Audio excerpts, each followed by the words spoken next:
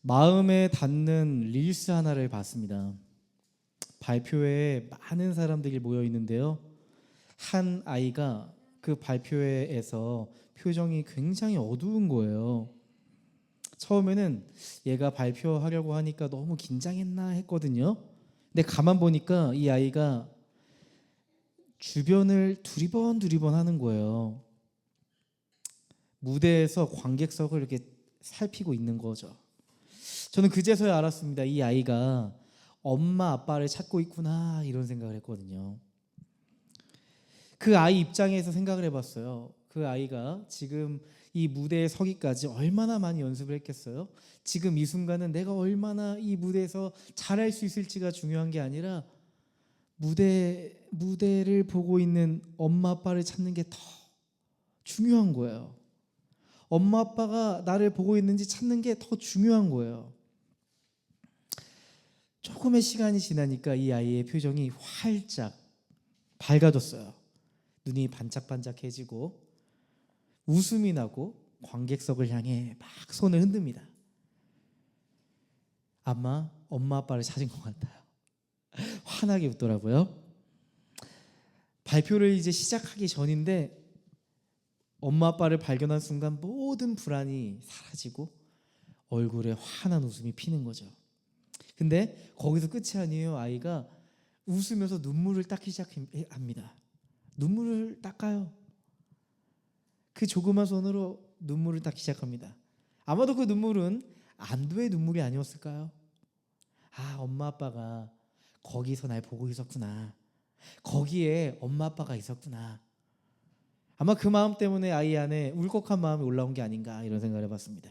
저는 그 영상을 가만히 몇 번이나 반복해서 봤는데요. 그 아이의 모습이 마치 우리의 모습 같았습니다. 우리도 살아가다 보면 그렇게 느낄 때가 있어요. 우리도 인생의 무대 위에서 나 지금 여기 있어요. 그렇게 말하고 싶을 때가 있어요. 나 정말 진심으로 열심히 준비했어요. 나 열심히 내 인생을 살아가고 있어요. 나를 좀 봐주세요. 할 때가 있는데요. 근데 아무도 날 봐주는 것 같지 않고 누구도 나에게 관심 없는 것만 같고 반응도 없을 때, 여러분 어떠세요? 내가 왜 이걸 하고 있지? 내가 하는 게 정말 의미 있긴 한 걸까? 이런 생각이 들 때가 있는 것 같아요. 실제로 의미라는 것은 내가 무엇을 하느냐에도 달려 있기도 하지만 실제로는 누구와 함께 하느냐에 따라서 더 진한 의미를 느낄 수도 있고 느끼지 못할 때도 있는 것 같다는 생각이 들더라고요. 누군가 나를 응원하고 있다는 거, 누군가 나를 위해 기도하고 있다는 거, 누군가 내 곁에서 나를 바라봐주고 있다는 거, 그게요 진짜 의미를 느낄 수 있도록 해주는 것 같다는 생각이 들었단 말이죠. 여러분의 인생을 한번 잘 떠올려 보실래요? 여러분이 의미 있다고 느꼈던 그 순간, 그때 함께 있었던 사람들, 그들의 함께 해줌이 여러분에게 힘이 되어줬을 거고요, 여러분의 인생을 버티게 해주었을 겁니다. 내가 뭘 하느냐도 중요하지만 내가 누구와 함께 하느냐, 내가 사랑하는 사람과 함께 할 수 있다는 것이 우리에게 더 큰 의미로 다가옵니다. 오늘 이 시간은요, 그런 인생의 질문, 그런 인생의 의미에 대해서 마음에 품은 여러분들에게 전달해드리고 싶은 메시지인데요.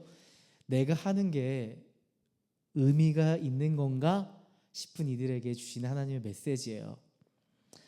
오늘 본문에 나오는 사람들은요, 스데반의 순교 이후에 불안하고 혼란스러운 무대의 한복판에서 묵묵히 복음을 전했던 사람들의 이야기입니다.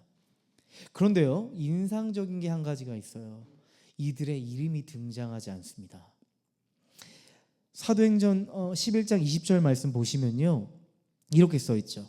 그런데 그들 가운데 키프로스 사람과 구레네 사람 몇이 있었는데 그들은 안디옥에 이르러서 그리스 사람들에게도 말을 하여 주 예수를 전하였다.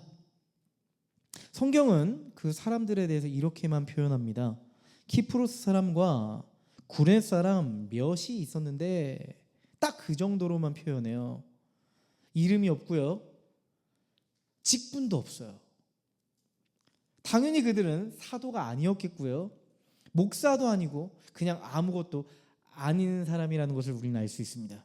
그저 그 사람들을 지칭할 때 몇 사람들이었다라고 표현할 만큼 너무나도 평범하고 이름 없는 사람이라는 것을 우리는 알 수 있죠. 그들은 왜 안디옥으로 갔을까요? 대단한 소명을 가지고 안디옥이라고 하는 헬라인 도시로 간 걸까요? 아닙니다. 도망친 겁니다. 19절 말씀 보시면 이런 말씀 있죠. 스데반에게 가해진 박해 때문에 흩어진 사람들이 페니키아와 키프로스와 안디옥까지 가서 유대 사람들에게만 말씀을 전하였다. 스데반이 돌에 맞아 죽는 걸 보고 여기에 있다가 우리도 저렇게 죽겠다 싶었습니다. 그래서 예루살렘에서만 살아가던 몇몇의 유대인들이 그리스도인들이 흩어지기 시작했습니다. 그중 몇 명이 안디옥이라는 도시에 피신한 겁니다. 여러분, 안디옥이라는 도시는요, 지금으로 이야기하면 서울이나 뉴욕 같은 도시라고 보시면 될 것 같아요. 당시에 로마 제국에서 세 번째나 큰 도시였다고 하는데요. 돈이 있었고요. 거기에는 다양한 문화가 있었고요. 쾌락을 줄 수 있는 요소들 굉장히 많이 있던 그런 도시입니다. 그만큼 사람이 유혹에 빠지고 타락에 빠지기 좋은 도시였죠. 우상도 넘쳐나고요. 음란이 일상적으로 일어나는 곳이었습니다. 자기 마음대로 살아가는 것이 멋이라고 여기는 가치관이 담겨있는 도시였습니다. 그런 안디옥이라는 도시에 그저 그리스도인 몇 명이 도망치듯 숨어든 겁니다. 그런데 그곳에서 이름 없는 이들이 그리스인들에게 복음을 전했대요. 지금 우리가 여기서 할 수 있는 것을 해보자. 우리가 뭘 할 수 있지? 지금 우리가 할 수 있는 것이라곤 아무것도 없는 것 같은데. 그때 우리 돈도 있고 공동체도 있어서 구제 사역도 열심히 하고 섬김도 열심히 했었잖아. 근데 우리에게는 공동체도 없고 섬김을 할 만한 돈도 없고 함께 할 만한 많은 사람들도 없잖아. 우리가 뭘 하지? 뭘 할 수 있지? 고민했을 겁니다. 우리가 결코 다가갈 수 없다고 생각했던 헬라인들에게 가서, 그리스인들에게 가서 대화를 걸고 친구가 되고 우리 복음을 한번 전해보자. 우리가 지금 할 수 있는 건, 우리가 주님을 위해 할 수 있는 건 복음을 전하는 것밖에 없을 것 같아. 맞아, 그것밖에 없어. 아마 이런 마음 아니었을까요?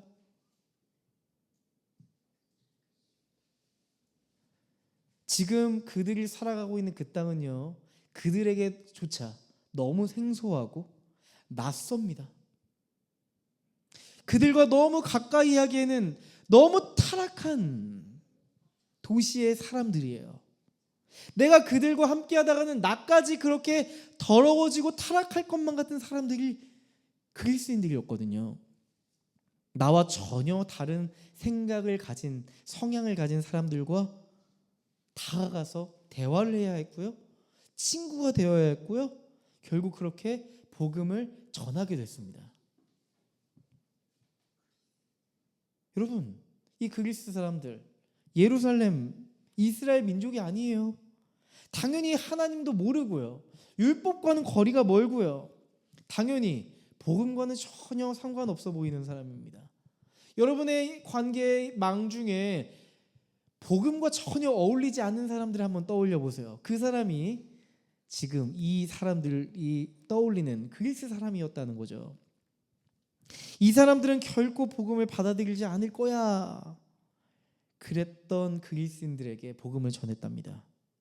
복음을 받아들일 것이라고 하는 가능성조차 생각하지 못했던 사람들이었습니다. 근데 놀라운 일이 벌어졌대요. 이들이 복음을 듣고 회심했대요. 와우, 놀라운 일이죠. 그리스인들이 하나님을 믿고 복음을 믿고 삶의 방향을 바꾸고 하나님 나라에 함께 하고 싶다고 하는 겁니다. 도저히 가능성이 없다고 생각했던 이들이 주님의 복음 앞에, 복음의 소망 앞에 마음의 문을 열고 다가오기 시작한 거예요. 여러분, 이게 안디옥 교회 공동체의 시작입니다. 예루살렘 교회 이후에 제2의 교회죠.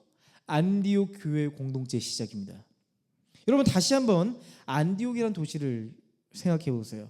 헬레니즘이 지배하고 있던 도시고요. 우상 숭배가 팽배했던 도시고요. 쾌락과 음란이 넘쳐나던 도시입니다. 화려한 불빛 아래 사람들의 마음은 텅 비어 있고요. 사람들은 북적이는데 그 사람의 내면 안에는 외로움이 가득 차 있습니다. 돈은 넘쳐나는데 돈을 쫓다가 그들의 내면은 공허해져 버렸습니다. 그런 도시예요.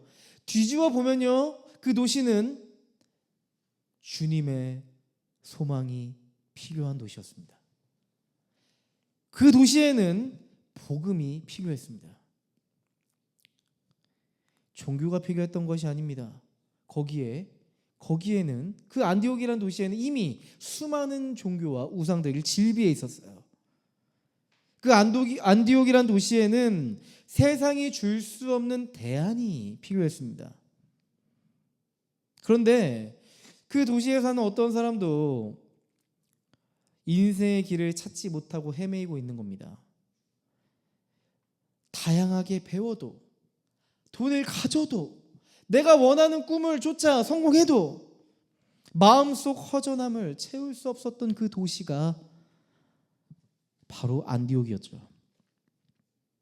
바로 그곳에서 하나님은요, 이름 없는 몇 사람을 통해 하나님 나라를 세우신 겁니다.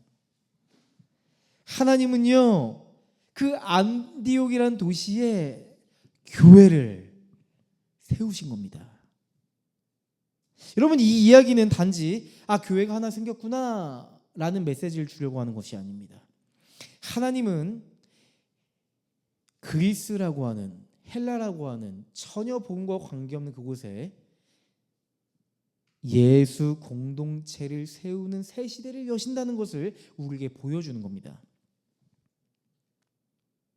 예루살렘에 이 복음이라는 것이 집중되어 있었는데 이제 안디옥이라는 도시로 그 복음이 뻗쳐져 나가고, 또한 안디옥과 같이 수많은 도시에 열방을 향해 복음이 역동적으로 뻗어나갈 것이다 라는 선전포고와 같은 하나님의 메시지였던 거예요.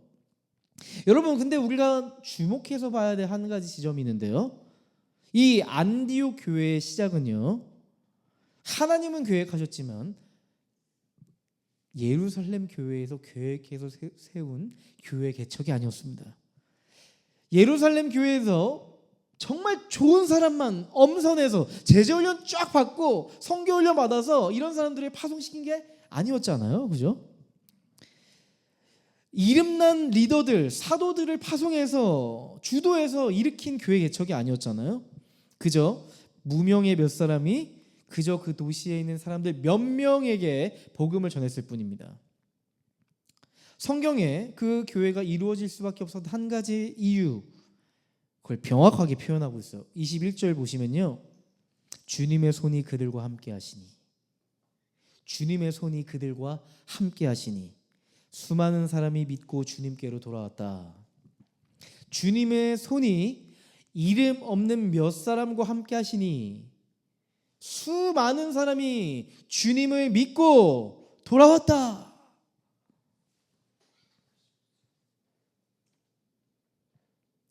그 누구도 관심 갖지 않는 무명의 사람들이었지만 주님이 함께 하시니까 거기서 일이 일어납니다. 역사가 일어납니다. 여러분, 지금 여러분들이 서 있는 그 자리, 일하고 있는 그 자리, 거기가 아마 여러분들에겐 특별해 보이지 않을 겁니다. 여러분에게 일상이니까요. 거기서 내가 열심히 일하고 있지만 어쩌면 내 존재감도, 내 이름도 빛나지 않고 그저 흘러가는 하루 같아서 우리는 때로 이게 과연 의미가 있는 건가 싶을 때가 있어요. 여러분, 그런데요, 바로 여러분의 그 자리에서 하나님은 조용히 하나님 나라의 이야기를 써 내려가고 있다는 사실입니다. 여러분, 이 사실을 꼭 기억하셨으면 좋겠어요. 여러분, 우리는요 가끔 하나님 나라도 내 생각처럼 작동한다고 생각하는 경향이 있습니다. 이름 있는 사람, 스포트라이트를 받는 사람, 말 잘하고 리더십 있고 능력 있는 사람, 이런 사람을 하나님께서 사용하실 것이다 라고 하는 생각을 우리는 은연중에 하게 됩니다. 맞아요. 세상은 능력 있고 이름이 알려지고 영향력 있는 사람을 쓰죠. 스펙 있고 이미 검증된 사람만 쓰려고 하죠. 맞아요. 그게 우리가 살아가는 세상의 방식이고 구조입니다. 하지만 하나님은 다르죠.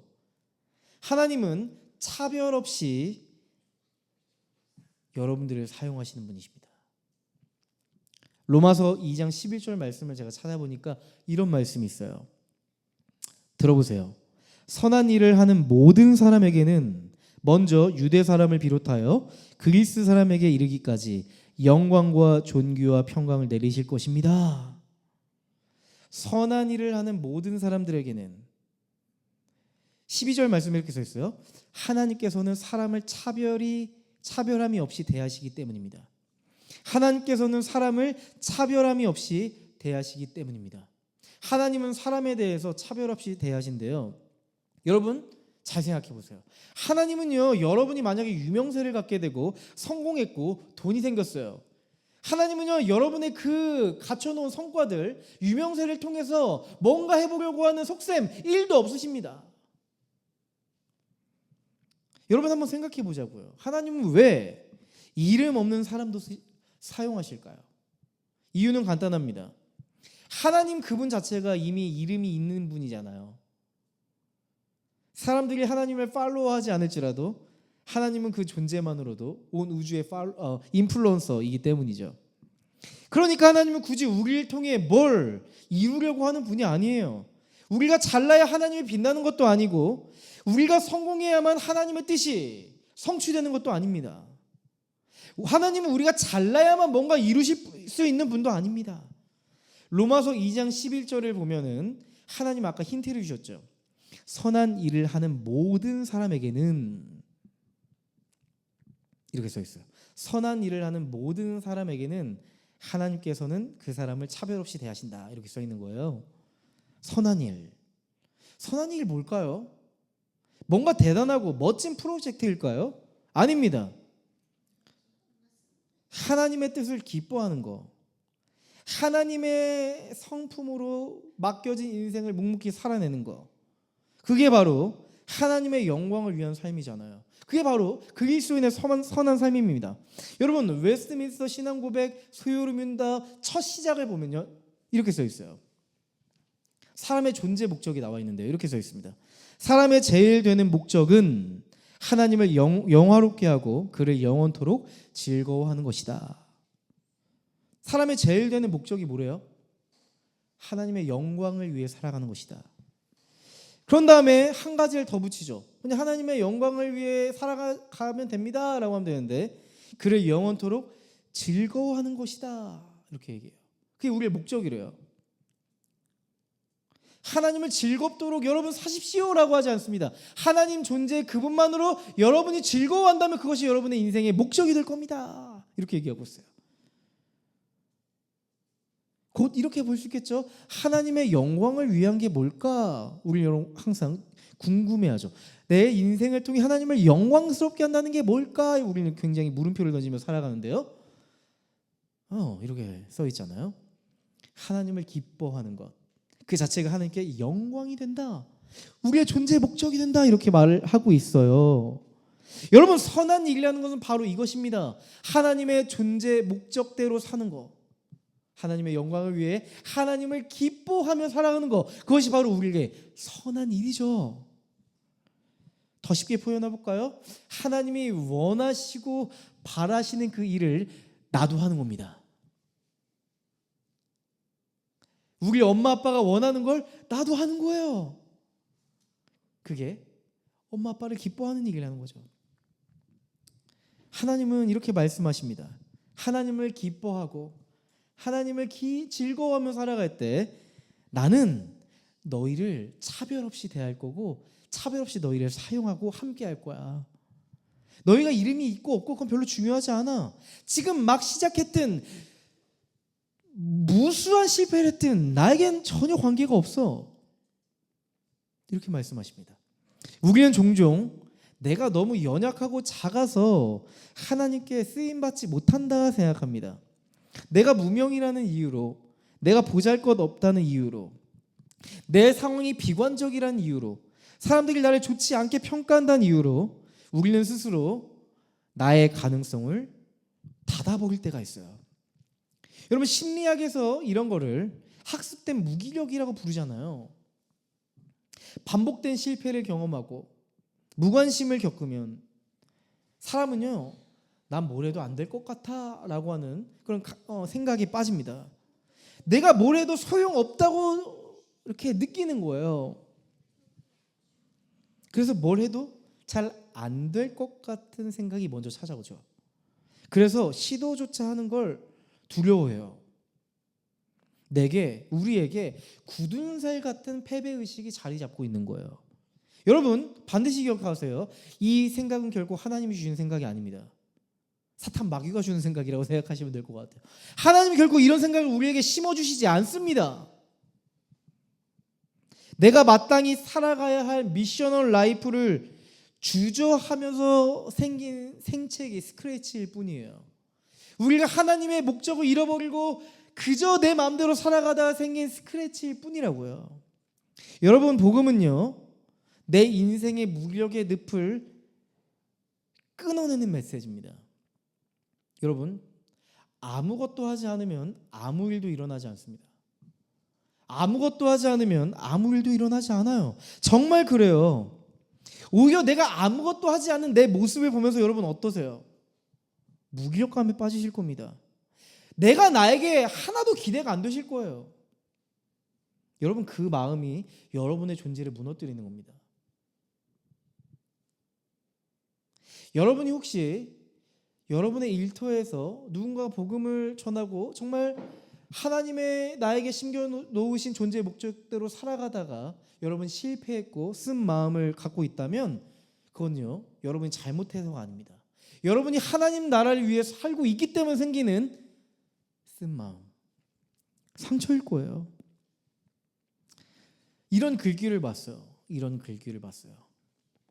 인생의 모든 삽질은 가치가 있습니다. 뭐 이런 글귀를 봤어요.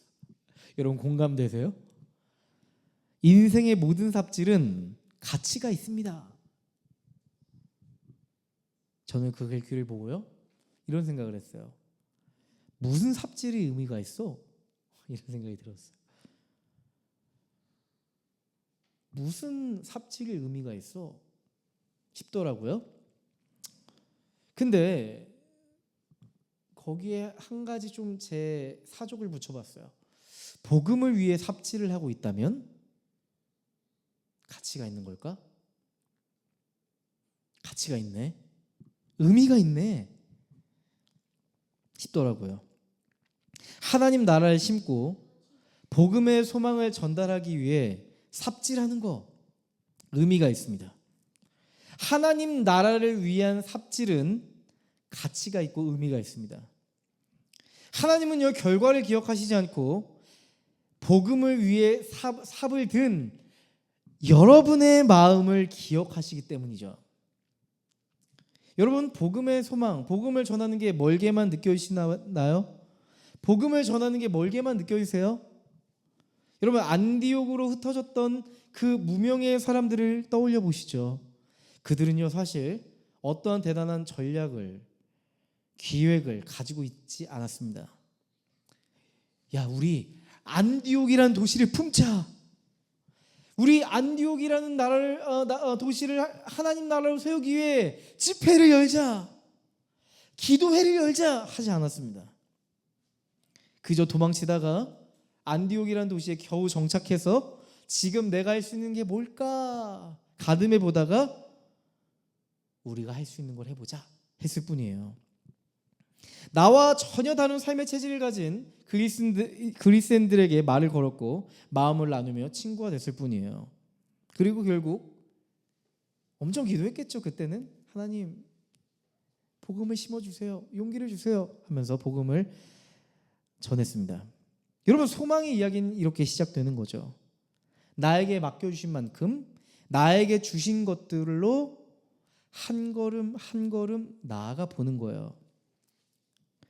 여러분, 하나님은 우리의 이름, 우리의 영향력보다 하나님 자신의 계획을 더 믿고 계세요.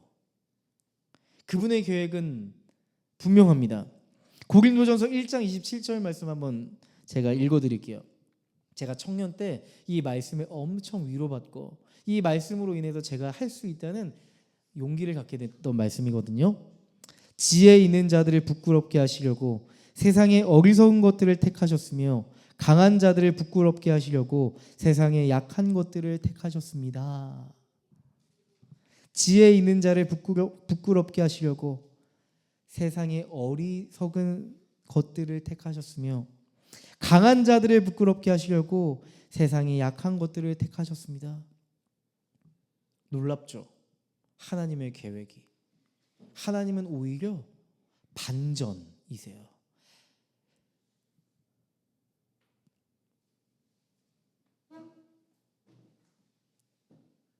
지혜 있는 자를 부끄럽게 하시려고 어리석은 나를 선택해서 하나님의 일을 하신다는 거예요. 강한 자들을 부끄럽게 하시려고 세상에 정말 약하고 연약하고 부족한 나를 선택해서 사용하신대요. 저는요, 이 말씀이 저에게 어떻게 다가왔었냐면 내가 하나님 나라를 위해 살아갈 수 있다는 효능감을 주더라고요. 하나님이 나를 통해서도 일하실 수 있구나 하는 마음을 심어주더라고요. 세상의 기준으로는 아무것도 아닌 나를 선택해서 주님은 하나님의 나라를 세워가신단 말이에요. 왜요? 그래야 아무도 자랑하지 못하거든요. 그래야 모두 우리를 통해 위에 계신 하나님을 보거든요. 여러분, 나의 가능성과 잠재력을 따지기 전에, 나의 영향력과 존재감을 체크하기 전에 우리는 먼저 하나님을 소망할 수 있어야 합니다. 하나님이 나를 통해 하실 것이라고 하는 기대와 소망이 필요합니다. 여러분, 안디옥 공동체의 이야기가 예루살렘 교회 공동체까지 소문이 퍼졌대요. 야, 헬라인들이 복음을 믿고 회심했대.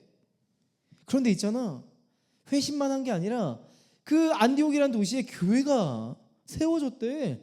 안디옥이란 도시에 교회가 개척됐대.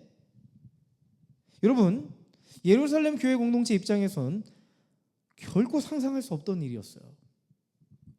여러분, 이방인들이 회심한다는 것은 간간히 들려오던 소식이었는데요. 이방인들이 중심이 된 교회가 세워진다는 건 단 한 번도 생각해 본 적이 없었어요. 여러분, 안디옥 교회 공동체는 예루살렘 교회에서 파송해서 세운 분립 개척 교회가 아니잖아요. 예루살렘 교회에서 전략적으로 세운 선교 기지도 아니었고요. 사도들이 교회 개척 프로젝트의 일환으로 만들어진 것도 아니었습니다. 그저 이름 없는 몇 사람이 복음의 소망을 심고 결국 헬라인 중심 공동체가 된 거죠. 예루살렘 교회 입장에서는 생각이 좀 복잡했을 거예요. 이 상황을 어떻게 봐야 될까? 정말 그 안디옥 교회가 제대로 복음을 받아들인 건 맞을까? 진짜 성령 하나님이 그들에게 역사하신 건 맞을까? 조금은 의심하지 않았겠어요? 그렇죠? 눈으로 확인한 게 아니니까, 소문으로만 들려오는 일이니까 의심했겠죠. 고민 끝에 예루살렘 교회 공동체는 한 가지 중대한 결정을 합니다. 우리 안디옥 교회 공동체에 가서 체크해보자, 점검해보자. 정말 성령의 역사, 회심의 역사가 일어나서 교회 공동체가 세워진 건지 우리 확인해보자. 혹시 엄청난 문제가 있는 건 아닐까? 여전히 교회라고 하면서 그 안에서 헬레니즘 문화를 즐기면서 우상을 숭배하면서 오염된 신앙생활을 하고 있는 건 아닐까? 한번 확인해 봐야 되지 않겠니? 그래서요, 예루살렘 교회 공동체는 한 사람을 보내기로 결정합니다. 누굴까요? 정답! 바나바를 보내기로 결정합니다. 저는 이런 생각이 들더라고요. 훌륭한 리더십을 가진 사도도 아니고 왜 바나바를 굳이 파송해야 했을까? 왜 예루살렘 공동체는 바나바가 적임자라고 생각했을까? 뛰어난 리더십을 가진 사람도 더 많았을 텐데 왜 바나바였을까? 바나바가 초기 교회 공동체를 세팅할 수 있는 탁월한 행정가도 아니었는데 왜 그랬을까? 여러분, 바나바는요, 여러분 잘 아시는 것처럼 위로의 사람이었습니다. 그가 제일 잘하는 건 사람을 보는 거였어요. 사람에게 다가가는 거였어요. 따뜻한 마음으로 그 사람을 챙기는 거. 그거 바나바가 제일 잘하는 거였거든요. 다시 한번 바나바를 소개해요. 사도행전 11장 24절 말씀에 이렇게 써 있습니다. 바나바는 착한 사람이요. 가장 먼저 써 있는 단어가 착한 사람이요. 이렇게 써 있어요. 바나바는 리더십 있는 사람이요. 아닙니다. 바나바는 초기 교회 공동체를 잘 세팅할 수 있는 사람이요. 아닙니다. 바나바는 착한 사람이요. 성령과 믿음이 충만한 사람이었다. 그래서 많은 사람이 주님께로 나왔다. 여러분, 여기서 착하다는 건 성격이 좋다 이런 의미 아닙니다. 단순히 성격이 좋다 이걸 의미하지 않습니다. 여러분, 이 단어를 제가 헬라어로 찾아보니까요, 아가토스라는 단어예요. 아가토스. 이 단어는요, 복음서에 보면 예수님의 성품을 표현할 때 아가토스라는 표현을 써요. 예수님의 성품을 가리켜 아가토스라고 하는데 결국 이건 어떤 의미일까요? 바나바는 예수님의 성품을 닮은 사람이었습니다. 그 사람을 보면, 바나바를 보면 예수님이 느껴집니다. 예수님을 닮은 선함이 있고 신뢰할 만한 성품을 가졌고 또한 자신이 가진 그 선한 성품을 가지고 사람을 살릴 수 있는 탁월함을 가진 사람이었단 말이죠. 쉽게 이야기한다면 그는 사람을 긍휼히 여길 수 있는 사람이었어요. 불쌍히 여길 수 있는 사람이었어요. 또한 사랑으로 품을 수 있는 사람이었어요. 또한 내 마음을 전달할 수 있는 용기와 넉넉함을 가진 사람이었어요. 여러분 인생을 살다 보면 이런 거 쉬워요? 긍휼히 여기는 거 쉬워요? 여러분, 긍휼히 여기는 거 굉장히 어려워요. 원수 맺고 분을 내면서 선을 긋는 건 쉬운 일이지만 그를 긍휼히 여기는 거 굉장히 어렵잖아요. 여러분, 품는다는 거 굉장히 어렵잖아요. 나와 다른 누군가에게, 내가 이해할 수 없는 누군가를 내가 내 마음을 전달하며 넉넉함으로 이렇게 함께하는 거 굉장히 어려운 일이잖아요. 바나바가 그랬단 말이에요. 바나바를 한마디로 표현한다면 예수님 닮은 성품으로 예수님 닮은 사람을 세울 수 있는 능력을 가진 사람이었단 말이에요. 여러분, 예전에 누구의 골목식당이라는 프로그램이 있었어요. 요즘에 하도 논란이 있어서 제가 그분의 이름을 말하고 싶지는 않습니다. 누구의 골목식당이라는 프로그램이 있어요. 그래서 그 골목에 있는 식당들을 찾아가서 뭐 체크하죠? 위생 상태 체크하고, 먹어보고 맛을 체크하고, 가격은 어떤가 보고, 또한 손님을 응대하는 태도, 서비스를 보면서 지적하죠. 그래서 이건 하지 말아라, 이 메뉴 빼라, 가격을 매겨라, 사장님 태도가 문제다. 그래서 막 조목조목 좁혀잖아요, 이렇게. 그렇죠? 개선할 점을 지적하잖아요. 맞아요. 많은 사람들은 어떤 현상을 볼 때 먼저 뭘 볼까요? 문제점을 보려고 합니다. 고쳐야 될 점, 비판해야 될 점을 먼저 찾기 마련이에요. 뭐 대단한 성과를 거두었어도 우리가 이렇게 보면서, 야, 내가 보니까 별거 없던데? 별거 아니던데? 야, 왜 저렇게 성공한 거야? 뭐 문제 있는 거 아니야? 꼼수 쓴 거 아니야? 막 이런 생각을 한다는 거죠. 우리는요, 우리 안에 좀 그런 성미가 있는 것 같아요. 문제 중심적으로 검토하고 분석하는 경향이 있는 거죠. 바나바는요, 안디옥이란 도시에 도착해서, 또한 그 교회 공동체에 도착해서 마치 누구누구의 골목교회, 골목식당처럼 교회를 컨설팅하기 위해서 그들의 비판할 점, 문제거리를 따지거나 점검하지 않습니다. 여러분 23절을 보면 그가 어떻게 했는지 보이는 장면이 있어요. 바나바가 가서 하나님의 은혜가 내린 것을 보고 기뻐하였고 모든 사람에게 굳센 마음으로 주님을 의지하라고 권하였다. 바나바는요 먼저 뭐 했어요? 안디옥이란 도시에 교회가 세워진 걸 보고 감동의 눈물을 흘렸대요. 기뻐했대요. 주님 어떻게 이런 교회를 세우셨어요? 그들과 함께 기뻐했대요. 그러다 보니까요 안디옥 교회 공동체의 사람들에게 보이는 소망의 모습이 보이는 거예요. 안디옥 교회 공동체가 누리고 있는 주님의 은혜, 성령의 역사가 느껴지는 거예요. 헬라인들이라고 하지만 여전히 연약하고 초신자의 모습이었지만 그들의 눈빛과 표정과 말투와 그들이 부족하지만 사랑하려고 하는 모습을 보니까 주님이 역사한 게 맞거든요.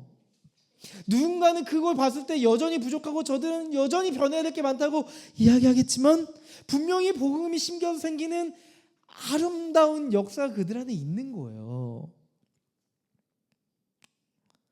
여러분 바나바는요 뭘 본 거예요? 그들의 복음을 받아들이고 나서 그들에게 피어날 가능성과 잠재력을 본 겁니다. 그게 바나바의 진가예요. 바나바가 다른 그리스도인과 다른 엄청난 진가였단 말이죠. 여기 보세요. 바나바는 안디옥 공동체에게 주님을 더욱 의지하라고 권하였대요. 여러분 바나바의 이 격려는요 그냥 잘 거예요. 잘 될 겁니다. 긍정 심리학을 의미하는 게 아니에요. 성경에서 이 단어를요 이렇게 씁니다. 파라칼레오. 파라칼레오. 권하다 할 때 파라칼레오라고 얘기해요. 여러분 이 원어의 뜻은요 격려하다, 위로하다, 곁에 함께하다, 상담하다 뭐 이런 뜻을 다양한 뜻을 내포하고 있는데 여러분 이 단어의 쓰임새가 요한복음 14장부터 16장까지를 보면 이 단어를 쓴단 말이죠. 특별히 요한복음 14장에서 예수님은 제자들에게 뭘 약속하시죠? 나는 이제 십자가를 지러 가지만 내가 너희에게 성령 하나님을 보낸다 라고 하면서 보혜사 성령을 보낸다고 해요.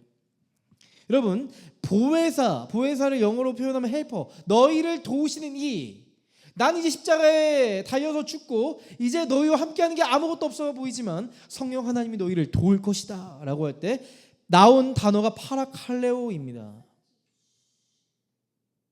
파라칼레오입니다.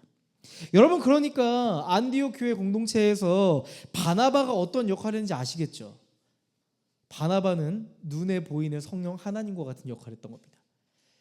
바나바는 안디옥 교회의 서포터, 조력자, 헬퍼로서 그렇게 뒤에서 서포트했던 사람이에요. 앞에서 막 리더십을 발휘했던 사람이 아니라 뒤에서 목자와 같이 안디옥 교회를 보살폈던 사람이에요. 여러분 안디옥 교회 공동체가 얼마나 어렵게 시작됐습니까? 그 당시에는 상상할 수 없는 교회 형태였다는 거예요. 헬라인 중심의 공동체. 처음에 이 교회를 세운 이들도 이게 정말 의미가 있는 걸까? 이게 계속 될 수 있을까? 이 공동체가 얼마나 지속될 수 있을까? 잘 모르겠지만 하다 보니까 의미가 있네. 하다 보니까 주님이 하신 일들이 보이네. 이런 모양새예요. 여러분 바나바는요 하나님께서 이 안디옥이라고 하는 도시에 세운 이 교회 공동체의 의미가 지속 가능한 의미가 될 수 있도록 돕고 싶었던 겁니다. 그 교회가 의미 있는 건가 질문하는 이들에게 하나님은 안디옥 교회 공동체에게 의미와 목적을 가지고 있습니다라고 하나님의 의미를 새겨주고 싶었던 겁니다. 여러분 안디옥 교회 공동체를 보면요 이제 막 뭔가 시작하려는 사람들 같아요. 어설프겠죠. 체계도 없겠죠. 리더십도 확실치 않았겠죠. 그런데 그런 그들에게 하나님께서 바나바를 보내셨잖아요. 저는요 이 안디옥 교회 공동체에게 바나바의 존재는 꼭 필요했던 것 같다는 생각을 했어요. 여러분, 이제 새로운 도전을 하는 사람에게 가장 필요한 건요, 응원, 격려, 지지입니다. 바나바는요, 이제 막 발을 뗀 안디옥 공동체에게 좋았어, 바로 그 방향성이야, 말해줄 줄 아는 사람이었어요. 여러분, 처음 뭔가 시작했을 때 누군가 조언 구해본 적 있으세요? 여러분이 아직 뭔가 시작하기 전에 여러분이 뭘 하고 싶어서 이제 도전하기 직전인데 그걸 이미 해본 사람이 여러분에게 뭔가 이야기를 해주는 거예요. 이건 이거고, 이건 저렇게 해야 되고, 이건 하지 말아야 되고, 막 설명해줘요. 여러분, 그때 어떤 감정이 드셨어요? 여러분이 아무것도 아직 해본 게 없기 때문에 감이 안 와요. 근데 그 이야기가 이거 하면 안 돼, 이런 일도 있을 거야 하면 그게 두렵게 느껴지고 무섭게 느껴지고 어떤 의미인지 모르겠지만 그게 난해하게 느껴지잖아요. 그렇죠? 여러분, 처음 시작하는 사람은요, 내가 이제 그걸 시작했기 때문에 나에게 어떤 일이 일어날지 모릅니다. 자기 가능성도 모르고 내가 앞으로 어떻게 할 수 있는지도 모르지만 앞으로 어떤 어려움이 나타날지도 잘 몰라요. 그냥 내가 실패할 확률이 높겠다 정도 생각하고 한단 말이죠. 해보지 않았기 때문에 그렇습니다. 그래서 잘해보고는 싶지만 내가 지금 도전하는 게 매우 낯설고 불안하고 조심스러울 겁니다. 그때 내가 나에게 이래라 저래라 이거 진짜 내가 10년 해보니까 최악이더라, 막 이렇게 이 얘기 하잖아요. 그럼 여러분, 나는 아직 시작도 안 했는데 마음이 훅 꺾여버리는 거예요. 여러분, 그 조언이 도움이 되려면요, 먼저 그 사람 안에 담겨있는 소망을 살려줘야 됩니다. 불씨를 꺼뜨리면 안 되고 소망을 살려줘야 됩니다. 여러분, 바로 그걸 바나바가 해낸 겁니다. 여러분, 바나바는요, 이제 막 교회 공동체를 개척한 이들에게 소망 중심적 관점으로 하나하나 해석해주고 있는 거예요.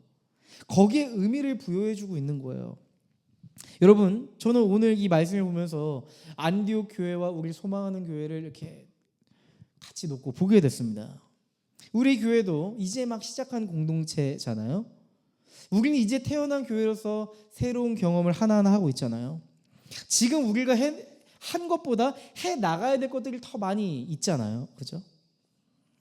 여러분, 이제 공동체를 시작하는 우리들에게 가장 필요한 건 뭘까요? 소망 중심적 관점 아닐까요? 저는 하나님께서 저에게 말씀하시는 것 같았습니다. 너에게 지금 필요한 건 어떠한 진단이나 어떠한 분석이 아니라 소망 중심적인 관점이야 라고 말씀하시는 것 같더라고요. 여러분, 청년들의 삶도 똑같지 않나요? 청년들의 삶도 개척교회 같더라고요. 제가 생각해보니까. 여러분, 청년의 때는 이룬 것보다 이루어야 할 게 많아요. 그렇지 않아요? 그래서 마이너스 성장입니다. 마이너스 성장. 성장은 하는데 계속 마이너스예요. 돈도 많이 들고 시간도 많이 들고 땀과 노력, 열정페이, 그렇게 빌드업해야 돼. 부모님도 도움을 많이 줘야 되고. 여러분, 그러던 인생 가운데 여러분 이런 생각 들지 않아요? 지금 내가 하는 게 의미가 있는 걸까? 이렇게 슬럼프에 훅 빠지며 공허함이 찾아올 때가 있어요. 지금 내가 여태까지 빌드업 해온 게 아무런 의미가 없어 보이고 내가 지금까지 도전해왔지만 미래에 어떤 성과도 거두지 못할지도 모른다는 불안함이 찾아올 때가 있다는 거죠. 나는 노력을 나름대로 열심히 했지만 아무도 내 노력과 애씀과 눈물에 대해서 알아주지 않는 것 같은 생각이 든다는 거죠.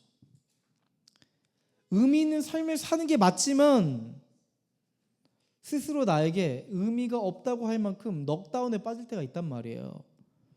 여러분, 그때 우리에게 필요한 건 소망 중심적 관점이에요.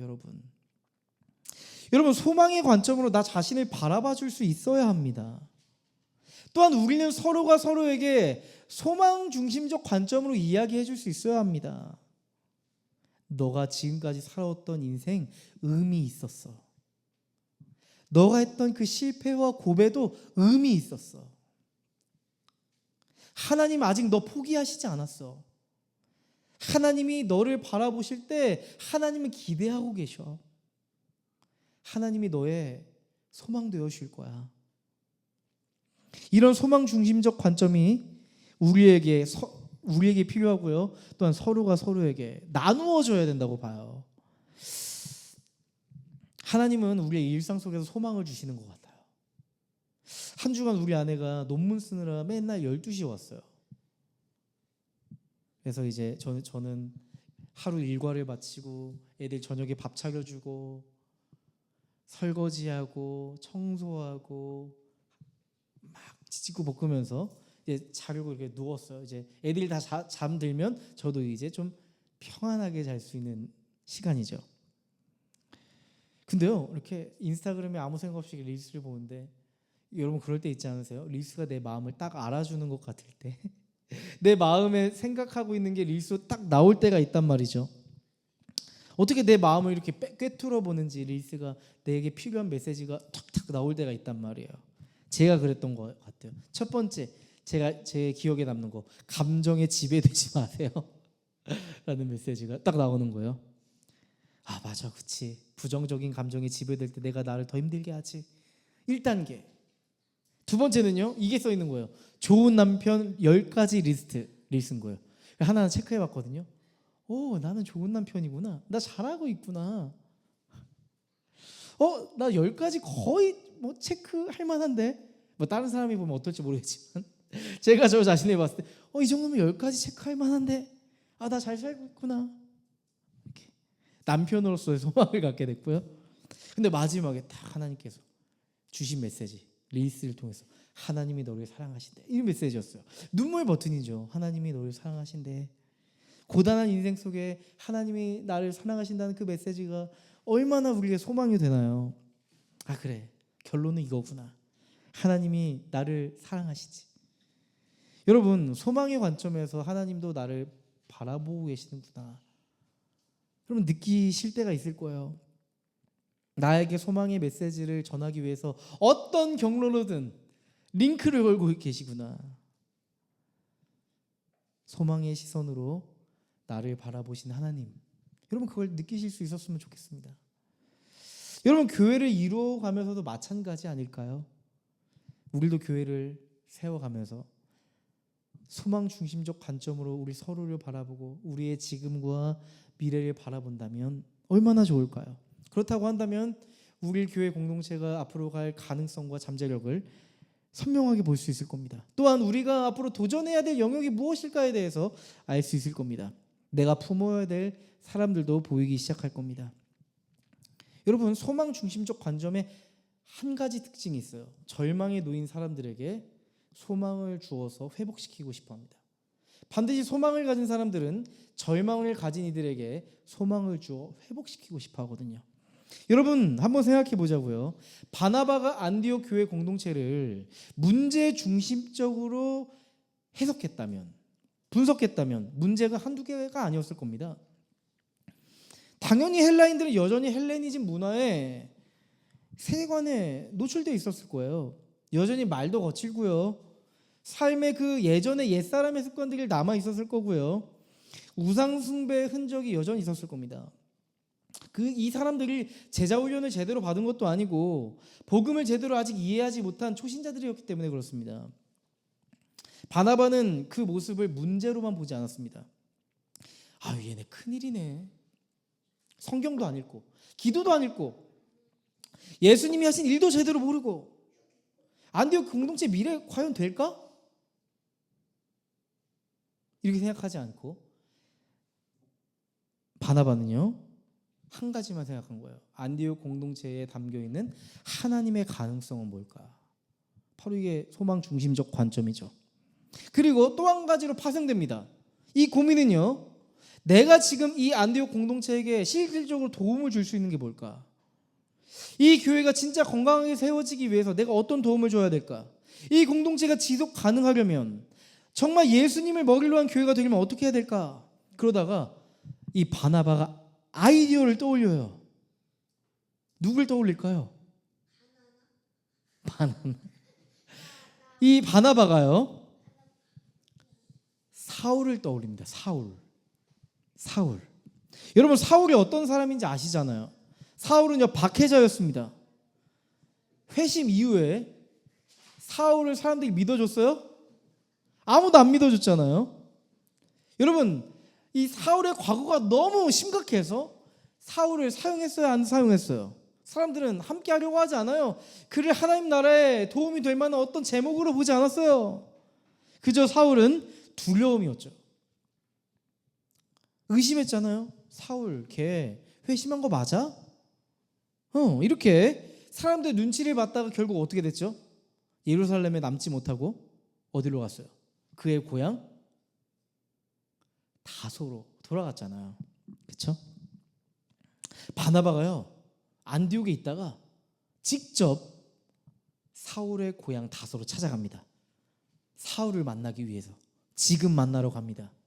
여러분 사도행전 11장 25, 26절 보시면요, 바나바는 사울을 찾으려고 다소로 가서 그를 만나 안디옥으로 데려왔다. 사울, 우리 같이 가자. 안디옥으로 가자. 제가요? 저 같은 사람을 하나님 쓰신다고요? 아니요. 누구도 절 환영해 줄 것 같지 않은데요. 아니야. 사울, 안디옥엔 너 같은 사람이 필요해. 넌 이미 준비됐어. 이제 너의 날개를 펼칠 때야. 여러분, 바나바는 확신이 있었거든요. 사울에게는 가르치는 은사, 가르치는 능력이 있었어요. 율법을 열심히 공부했던 사람이라서 신학적 깊이가 있었어요. 그리고 회심 이후에 자신의 어두운 과거를 떠올리며 자신의 성품을 만들어가고 있던 과정 중이었거든요. 바나바는 이걸 봤습니다. 지금 안디옥 교회에 딱 필요한 퍼즐을 딱 보니까 여기다 사울을 딱 꽂으면 안디옥 교회가 딱 될 것 같은 거예요. 여러분, 전 너무 이 장면이 놀랍다고 느꼈어요. 바나바의 이 소망의 관점, 소망 중심적 관점이요, 이게 잠자고 있던 사울의 인생을 끄집어내요. 사울의 인생에 담겨있던 열정을 깨워요. 그뿐만 아니죠. 사울의 열정을 깨워서 안디옥이라는 교회 공동체를 살립니다. 누가 이런 그림을 그릴 수 있겠어요? 바로 하나님이 주신 소망의 지혜죠. 여러분, 헬라인들은 사울의 과거 잘 알까요? 모를까요? 과거를 잘 모르죠. 네, 유대인들이 아니니까 헬라인들은 사울의 과거를 잘 모르겠죠. 사울은 마침 준비된 사람이잖아요. 의미를 잃어버렸던 사울의 인생에 바나바는 의미를 주는 거예요. 의미 있는 삶을 살 수 있도록 중개자가 되는 거죠. 26절 말씀 보면 이렇게 써 있습니다. 두 사람은 누굴까요?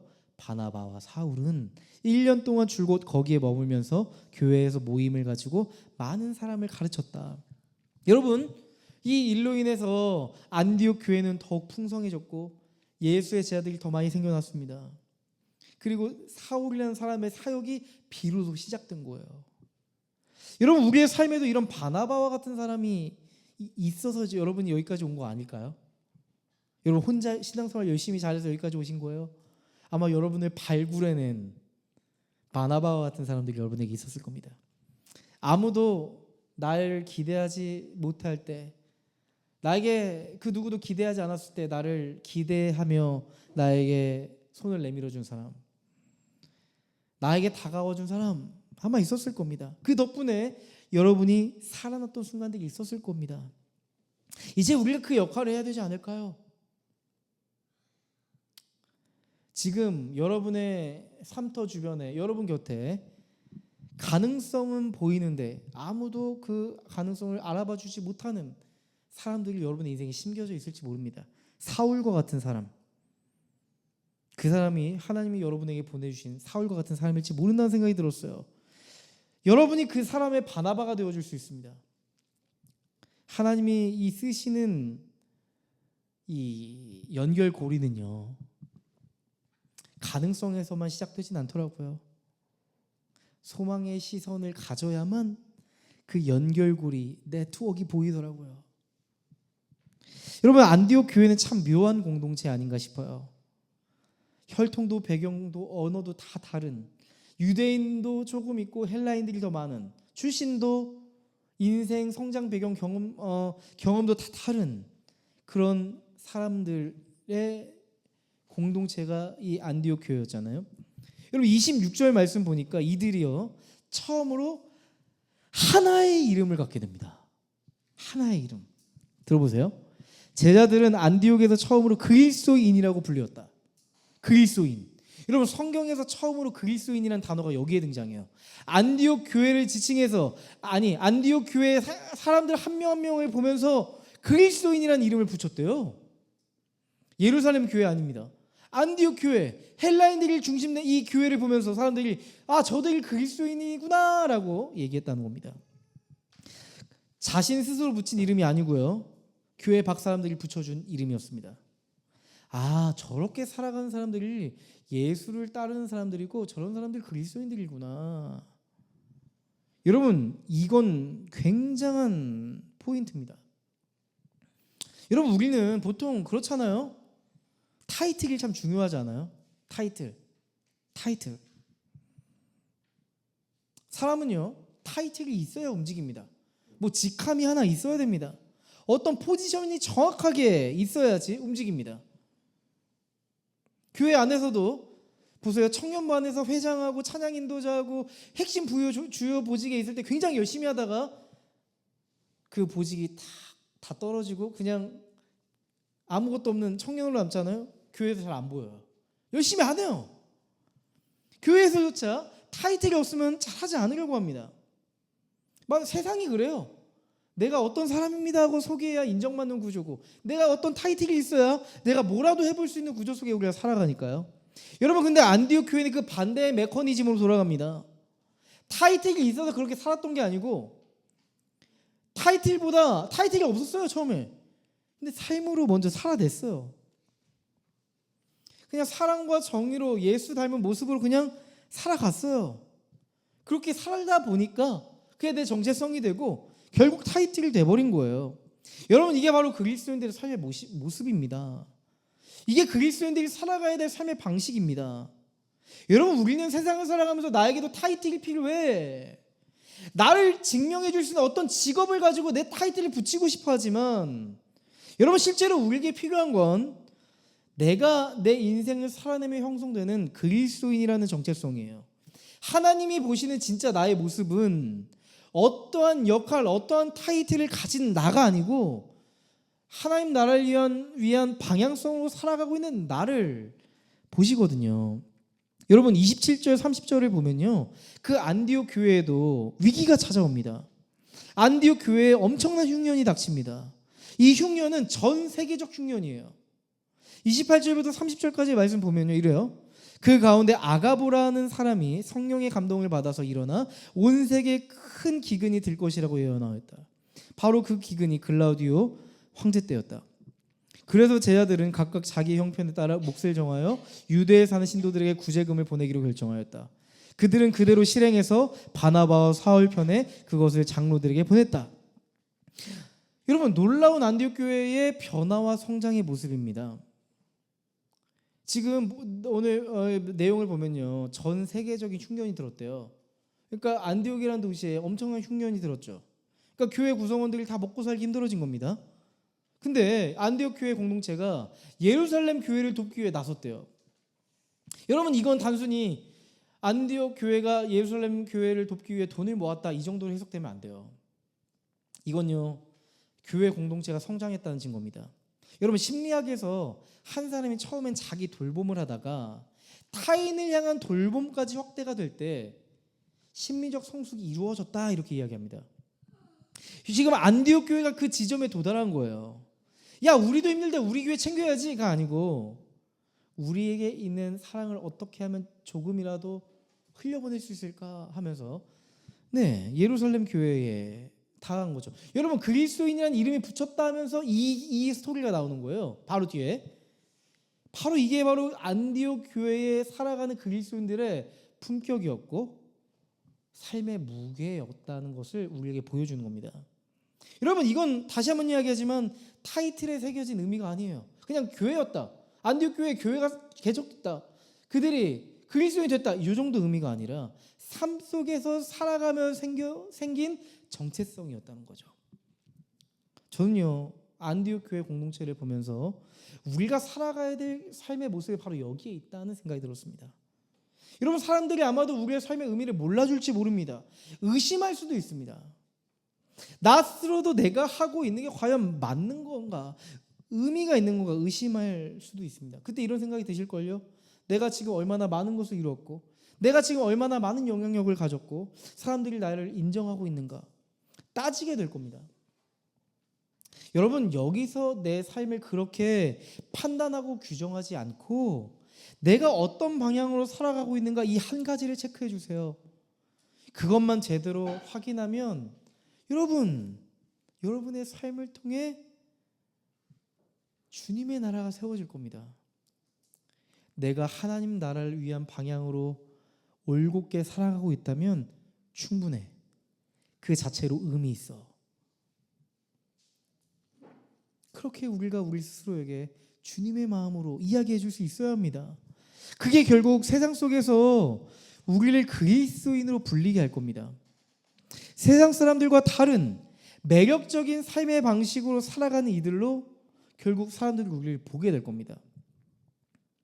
여러분, 설교를 한참 준비하는데 갑자기 이런 묵상이 드는 거예요. 하나님도 그런 생각을 하시지 않을까 생각이 들더라고요. 제가 설교 제목을 이렇게 붙였잖아요. 내가 하는 게 의미가 있는 건가 싶은 이들에게라고 제가 제목을 붙였는데, 하나님도 어쩌면 내가 이렇게 하는 게 의미가 있는 건가? 이런 생각을 하시지 않을까? 내가 과연 나를 위해, 우리들을 위해, 여러분들을 위해 십자가를 지는 게 의미가 있는 건가? 생각이 드셨을 것 같다는 생각이 들더라고요. 하나님의 사랑을 자주 잃어버린 우리잖아요. 하나님의 은혜를 의심하기도 하잖아요. 자꾸 죄짓고 하나님이 주신 것들이 많은데 감사할 줄 모르는 그런 삶의 태도를 가졌으니까요. 하나님이 우리를 보면서 속상해 하시지 않을까? 내가 그렇게 한 게 의미가 있는 걸까? 내가 너희를 구원한 게 의미가 있는 걸까? 하시지 않을까? 그런 생각이 갑자기 드는 거예요. 역지사지의 마음이 들었던 거죠. 그런데요, 하나님은 제 생각과 전혀 다르시더라고요. 하나님은 멈추지 않는 하나님이셨습니다. 하나님은 우리를 향한 계획을 단 한 번도 포기한 적이 없으십니다. 왜일까요? 그 이유는 아주 심플하고 명확합니다. 선명합니다. 여러분의 존재 자체가 하나님에게 가장 의미가 있기 때문입니다. 여러분이 잘나서 뭘 해야만, 하나님을 위해 뭔가 대단한 걸 해야만 여러분들이 존재 의미가 생기는 게 아니고, 여러분들은 하나님의 의미를 그냥 고스란히 담겨 있다는 거예요. 예수님, 우리가 쓸모 있어서 십자가에 달리신 것이 결코 아닙니다.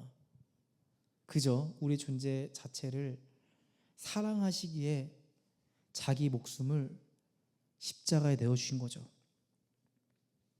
하나님에게 있어 우리의 존재는 그 존재 자체로 의미가 있다는 사실입니다. 여러분, 근데 우리는 이 심플한 진리를 까맣게 잊고 살 때가 너무나도 많아요. 예수 그리스도께서 우리를 위해 죽으신 그 십자가는 단순한 희생이 아닙니다. 여러분을 향한 명확한 결정이에요. 내가 너희를 위해 죽을 만큼 너희의 존재는 가치 있어. 너희는 내가 죽을 만큼 지키고 싶은 나에게 의미가 있는 존재야. 내 생명을 내어놓을 만큼 너희의 존재는 나에게 정말 큰 의미가 있거든. 그거 알아줄 수 있겠니? 여러분, 이게 복음의 의미입니다. 제가 요즘 삼남매를 키우면서 이런 복합적인 감정을 느끼는 것 같아요. 여러분, 아이들이 뭘 해서 이쁜 게 아니더라고요. 말 정말 더럽게 안 듣거든요. 근데요, 우리 온유, 시온이, 아름이 존재만으로 너무 기프트예요. 선물이에요. 소중해요. 때로는 말 더럽게 안 듣는 애들을 보면서 제 사랑의 마음에 균열이 갈 때도 있지만, 매일매일 아이들이 이렇게 커가는 모습이 너무 아깝다는 생각이 요즘 들어요. 너무 하루가 다르게 키도 크고 말하는 것도 다르고 하는 게 달라지는 걸 보면서 너무 아깝다는 생각이 들 정도로 너무 사랑스럽고 소중해요. 여러분, 3남매를 키우기 위해선 많은 대가지불이 필요하더라고요. 치킨도 자주 사줘야 되고요. 옷도 자주 사줘야 돼요. 너무 수수 커요. 때가 생일도 너무 자주 돌아와요. 어린이날도 잘 더라고요. 네, 이 3남매를 키우기 위해선 시간, 돈, 열정, 감정 소모해야 될 게 굉장히 많습니다. 근데요, 단 한 번도 이게 아깝다고 생각해 본 적이 없습니다.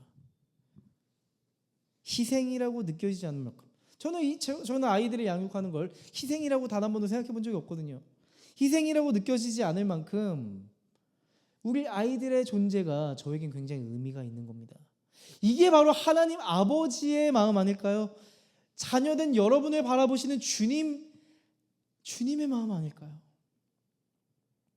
여러분, 우리가 인생을 살아가면서 내가 하는 게 의미가 있을까? 그렇게 스스로 질문하게 되실 때 하나님은 반드시 여러분에게 말씀하실 겁니다.